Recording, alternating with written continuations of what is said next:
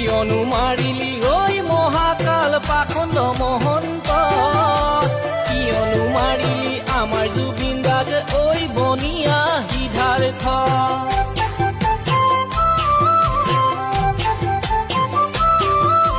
কিয়নো মাৰিলি ঐ মহাকাল পাখণ্ড মহন্ত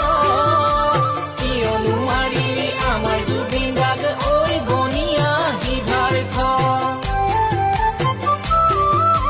তয়ুতো শেখৰ কমতি নহয় থাকিলি যে ৰংচাৰ আয়ু সন্দীপন ভাই